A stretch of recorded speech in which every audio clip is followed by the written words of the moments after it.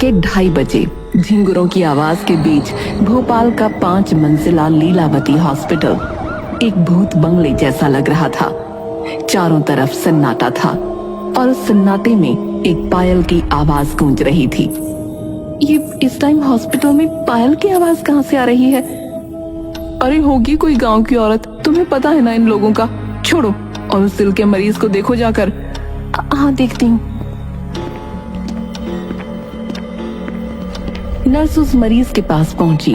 उस समय तक सब कुछ नॉर्मल था, लेकिन तभी अचानक उस मरीज का बीपी बढ़ने लगा। उसकी सांसें तेज हो गईं और वो छटपटाने लगा। नर्स डॉक्टर को बुलाने के लिए भागने वाली थी, पर तभी उस मरीज ने नर्स का हाथ पकड़ लिया और दूसरे हाथ से वो एक तरफ को इशारा करने लगा। अरे मुझे छोड़ो, मैं डॉक्टर साहब को बुला कर लाऊंगी, तभी तो तुम बच पाओगे। लेकिन उस मरीज ने नर्स का हाथ नहीं छोड़ा। अब वो इतनी बुरी तरह तड़प रहा था जैसे कोई उसे करंट लगा रहा हो। उसके सिरहाने लगी हुई मशीनें ऐसी आवाजें कर रही थी जैसे फटने वाली हो। और तभी अचानक मशीन का शीशा टूटा और उस मरीज का तड़पना बंद हो गया। वो मर गया, लेकिन उसकी एक उंगली अभी भी एक तरफ इशारा कर रही थी। नर्स ने जब उस तरफ देखा तो सामने एक प्रेग्नेंट औरत खड़ी थी, जिसकी टांगों के बीच से खून टपक रहा था और वो लगातार उसे घूर रही थी। वो फौरन चिल्लाकर वहां से भागी। कोई है, कोई है, वहाँ कोई है। क्या हुआ? ये अस्पताल सही नहीं है। यहाँ रोज एक मरीज की सडन डेथ होती है और आज शायद मैंने उस सडन डेथ की वजह को देख लिया। क्या मतलब? मतलब ये है कि लोग बीमारी से नहीं मर रहे हैं, लोग खौफ से मर रहे हैं। इस अस्पताल में कोई भूत है। मैं तो जा रही हूँ यहाँ से। मुझे भले कहीं और काम मिले ना मिले, पर मैं यहाँ काम नहीं करूँगी। ये कहकर वो नर्स अस्पताल से भाग गई और फिर कभी वापस नहीं आई। हालांकि उसकी बात पर किसी को यकीन नहीं हुआ। सबको यही लगा कि दिल का मरीज था, बस मर गया।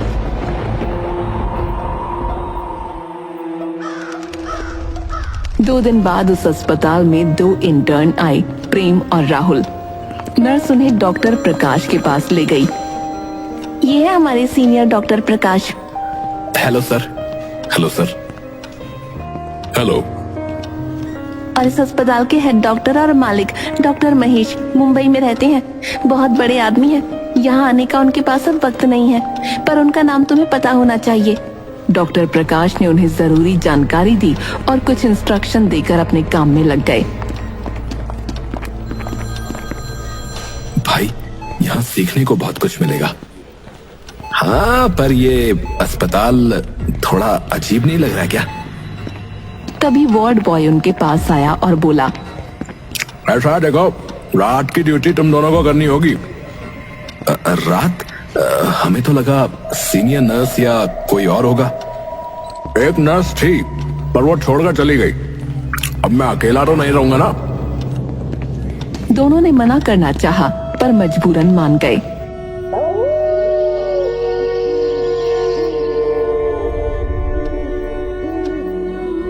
अस्पताल में चारों तरफ सन्नाटा था। यार, ये जगह तो सच में हॉरर फिल्म का सेट लगती है नहीं? यार बस रात बीत जाए, कल से दिन की शिफ्ट ले लेंगे। इंटर्न्स को डे शिफ्ट नहीं मिलती यार, भूल जा। एक मरीज को ऑक्सीजन की जरूरत है भैया, 4थी मंजिल से सिलेंडर लाना होगा। अब तू जा प्रेम, मैं यहाँ देख लूंगा। प्रेम 4थी मंजिल की तरफ बढ़ा।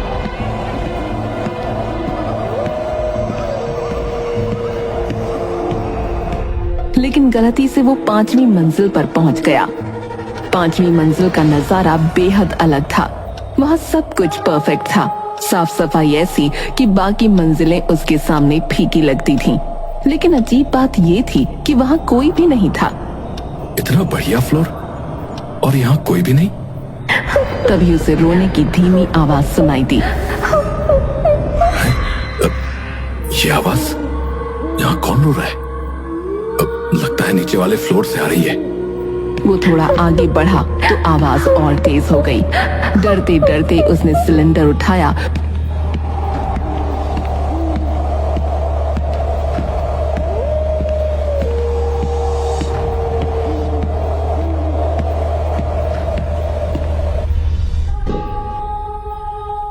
हाँ भैया, इतनी देर क्यों लगाई है? 5वीं मंजिल से लाने में टाइम तो लगेगा ही। 5वीं मंजिल? हाँ, लिफ्ट काम नहीं कर रही थी तो सीढ़ियों से गया। 5वीं मंजिल? अरे भैया, वहां तो कुछ भी नहीं है, वो जो है वो तो सालों से बंद पड़ा है। प्रेम का चेहरा सफेद पड़ गया। नहीं, मैं अभी वहां से आ रहा हूँ, सब कुछ सही सलामत था। भैया ठीक है, ये मजाक का टाइम नहीं है, काम पर लगो और चलो। प्रेम कुछ नहीं बोला। मरीज को ऑक्सीजन लगाकर प्रेम और राहुल कुछ देर अस्पताल की नर्सिंग स्टेशन पर आराम से बैठे। यार राहुल, मुझे अभी समझ में नहीं आ रहा है कि मैं जिस 5वें फ्लोर पर गया था वो इतना अलग क्यों था यार, इतना शानदार, और अब वार्ड बॉय कहता है कि वो बंद पड़ा है। अरे यार, तू रात की ड्यूटी पहली बार कर रहा है ना, शायद इसीलिए तेरी थकान और डर तुझे कुछ ज्यादा ही सोचने पर मजबूर कर रहे हैं। नहीं यार, चलो मेरे साथ, अभी चलते हैं 5वें फ्लोर पर, सब पता चल जाएगा। राहुल पहले मना करता रहा, लेकिन प्रेम के बार बार कहने पर आखिरकार मान गया।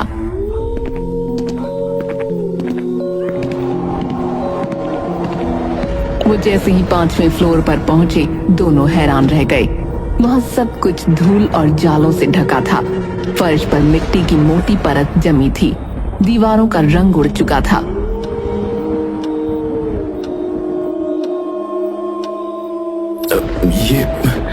ये कैसे हो सकता है? मैं अभी कुछ देर पहले यहीं पर था यार, ये फ्लोर तो बिल्कुल नया लग रहा था। अबे यार, तू पागल हो गया क्या? देख, यहाँ कुछ भी नहीं है। तभी एक आवाज आई, आओ आगे आओ, डरना मत, आगे आओ। ओए, तूने कुछ सुना क्या? ये क्या था यार? हाँ, लेकिन ये कहां से आ रही है?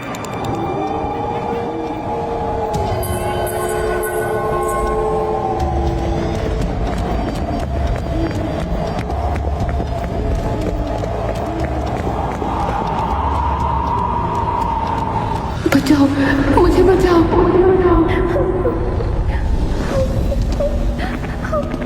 वो महिला मरीज कुछ कहने की कोशिश कर रही थी, लेकिन उसकी आवाज जैसे गले में ही अटक गई थी। तभी अचानक वो जोर जोर से कांपने लगी और उसकी सांसें रुक गईं। ये क्या हो रहा है? राहुल, ये अचानक कैसे मर गई यार? मुझे नहीं पता यार, लेकिन यहाँ कुछ सही नहीं है। अचानक उस महिला का पेट फूलने लगा। वो इतना बड़ा हो गया, ऐसा लगा जैसे अभी फट जाएगा। दोनों बुरी तरह घबरा गए और तभी उसका पेट एक बम की तरह फट गया।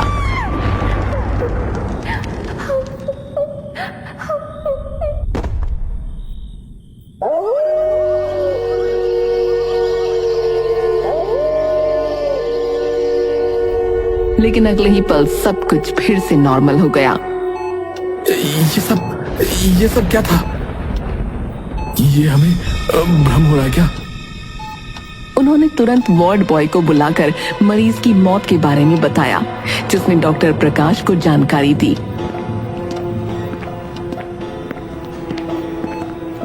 डॉक्टर प्रकाश आते ही गुस्से में चिल्लाए, तुम लोग अभी भी यहाँ नई ड्यूटी के हिसाब से ढल नहीं पाए हो। ये सब तुम्हारी थकान और डर का नतीजा है। लेकिन सर, 5वें फ्लोर पर। 5वां फ्लोर? वो 5 साल से बंद पड़ा है, वहां कोई नहीं जाता। वो तब से बंद है जब एक गर्भवती महिला की वहां मौत हुई थी। अब दोबारा वहां मत जाना, समझे? प्रेम और राहुल ने सिर झुकाकर माफी मांगी और वहां से चले गए।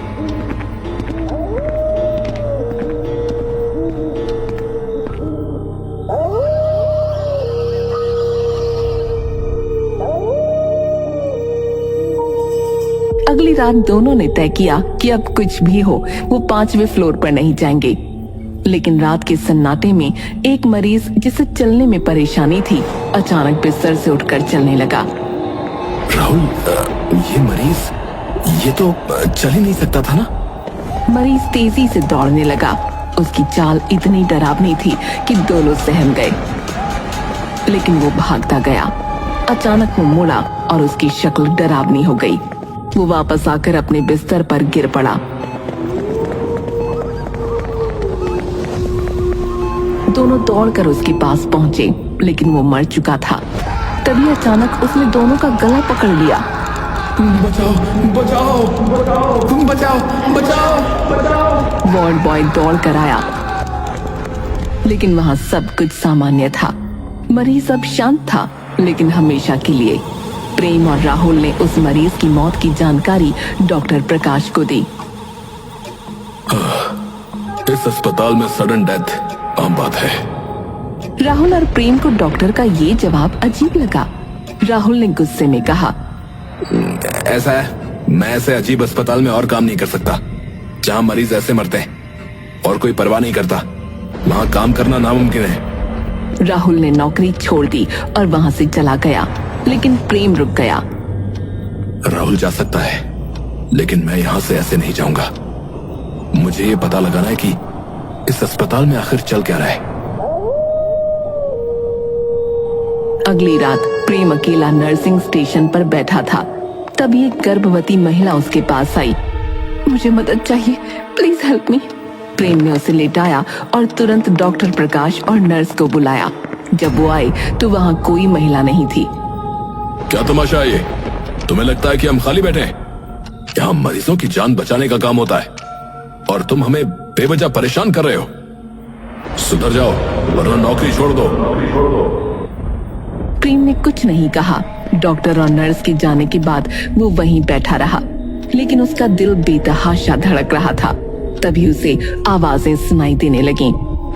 5वें फ्लोर पर आओ, मुझे बचाओ प्लीज।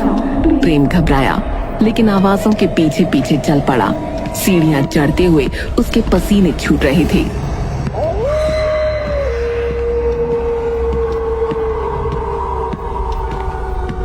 जब वो 5वें फ्लोर पर पहुंचा तो वहां का मंजर वही था, धूल, मिट्टी और जाले। लेकिन इस बार बीच में एक बेड पर वही गर्भवती महिला बैठी थी। प्लीज मेरी मदद करो, मेरा बच्चा, मेरी डिलीवरी करवा दो, मुझे बचा लो। प्रेम डर के मारे कांप रहा था। उसे कुछ समझ नहीं आ रहा था कि वो क्या करे, लेकिन जैसे जैसे वो उसकी मदद करने के लिए आगे बढ़ा, महिला का रूप बदलने लगा। उसकी स्किन सफेद और भद्दी हो गई, उसकी आंखें गड्ढों में समा गईं, उसके बाल बिखर गए और वो एक जिंदा लाश की तरह दिखने लगी। तुम कौन हो? ये क्या हो रहा है? प्लीज मुझे बचा लो, मेरी डिलीवरी करा दो। प्रेम डर से कांपते हुए पीछे हटने लगा, लेकिन तभी उसने एक बच्चे के रोने की आवाज सुनी। प्लीज मुझे और मेरे बच्चे को बचा लो। प्रेम का डर अचानक सहानुभूति में बदल गया। उसे इस खौफनाक दिखने वाली महिला पर भी तरस आ गया। मैं तुम्हारी मदद करूंगा। मुझे बताओ कि क्या करना है, बताओ मुझे। महिला ने हैरानी से प्रेम की ओर देखा और उसका रूप फिर से पहले जैसा हो गया। पर जैसे ही प्रेम महिला की मदद करने के लिए आगे बढ़ा, माहौल अचानक बदलने लगा। 5वें फ्लोर की धूल, गंदगी और जाले गायब हो गए। वहां एकदम चमकदार सफाई और नई दीवारें दिखने लगीं। ऐसा लग रहा था मानो वो किसी और ही दुनिया में आ गया हो। महिला अब धीमे धीमे प्रेम की ओर बढ़ने लगी। तुम समझते हो कि मैं यहाँ बच्चा पैदा करने आई हूँ? नहीं, मैं यहाँ तुम्हें सच बताने आई हूँ। इतना कहते ही महिला का पेट अचानक अंदर चला गया। प्रेम ये देखकर सन्न रह गया। उसने घबराकर कदम पीछे खींचे और जान बचाने के लिए भागा, पर अचानक वहां के दरवाजे अपने आप बंद हो गए।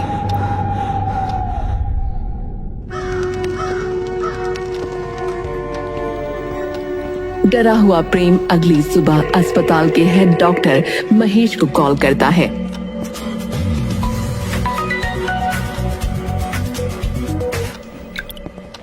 सर, वो महिला, वो बुरी आत्मा है सर। उसने कहा है कि जब तक वो आपको मार नहीं देगी चैन से नहीं बैठेगी। क्या बकवास कर रहे हो? ये कैसा मजाक है? सर प्लीज मेरी बात मानिए। वो आत्मा सबको मार रही है। हमें किसी तांत्रिक या पंडित को बुलाना होगा। मेरे पास एक आइडिया है। वो आपको देखकर बेकाबू हो जाएगी और तब तांत्रिक उसे कैद कर लेगा। डॉक्टर महेश ने बड़ी मुश्किल से प्रेम की बात मान ली।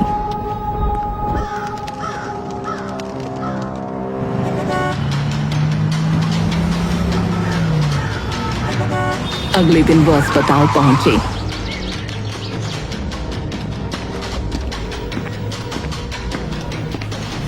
अस्पताल पूरी तरह खाली था।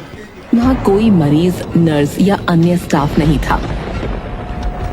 प्रेम, ये क्या मजाक है भाई? अस्पताल में कोई भी क्यों नहीं है? सर, मैंने सबको ये कहकर छुट्टी पर भेज दिया है कि आप अस्पताल चेक करने आ रहे हो। फिलहाल उस आत्मा को पकड़ने का एकमात्र यही मौका है। तांत्रिक भी यही आने वाला है। आप बस अंदर चलिए।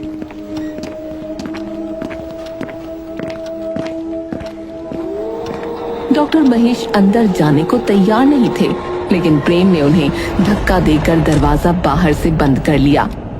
अस्पताल में एक सन्नाटा था। अचानक वही महिला डॉक्टर महेश के सामने प्रकट हुई। याद है तुझे? तूने मुझे मारा था, मुझे और मेरे बच्चे को, सिर्फ इसलिए क्योंकि मैंने तुझसे अपना हक मांगा था। तुम कौन हो तुम भाई? मैं तुम्हें नहीं जानता। झूठ मत बोलो, मैं रंगीली हूँ, तुम्हारे बच्चे की माँ।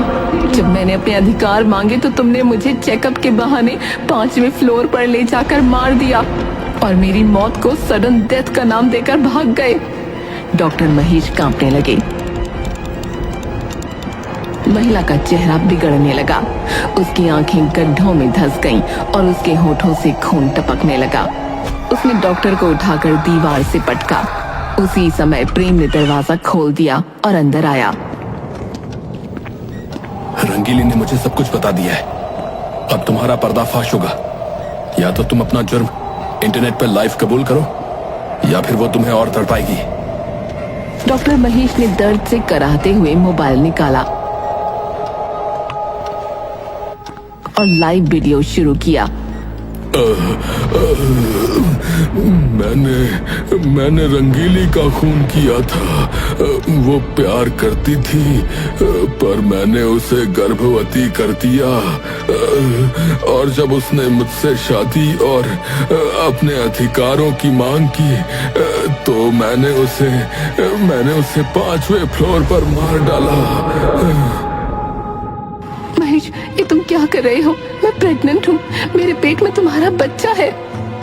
अरे भाड़ में जा तू और तेरा बच्चा है? नहीं नहीं, प्लीज ऐसा मत करो। तुम्हें इस बच्चे को अपना नाम नहीं देना मत दो, पर प्लीज मारो मत। मेरे माथे पर तुझे बेवकूफ लिखा दिख रहा है क्या? है जो मैं तुझे जिंदा छोड़ूंगा? तू पहली नहीं है। तो जैसे जाने कितने मरीजों और नर्सों का मैंने मुंह बंद कराया, समझी?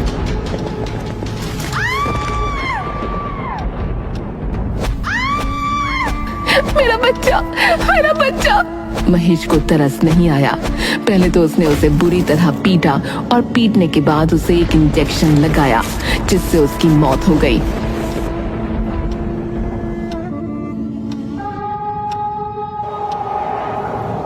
अब रंगीली को मारने के बाद मैंने उसकी बॉडी पार्ट्स को ब्लैक मार्केट में बेच दिया, और ऐसा मैंने कई औरतों के साथ किया है। डॉक्टर के रूप में हैवान है तुम, हैवान। अब तेरा अंत होगा महेश। ये कहते ही उसने डॉक्टर महेश का गला पकड़ा और उसे इंटरनेट पर लाइव ही मार डाला। डॉक्टर की चीखें कमरे में गूंजने लगीं। अब मुझे मुक्ति मिल गई, शुक्रिया प्रेम। प्रेम ने धीरे धीरे महिला को गायब होते देखा। माहौल में एक सन्नाटा छा गया। प्रेम ने गहरी सांस ली और अस्पताल से बाहर आ गया।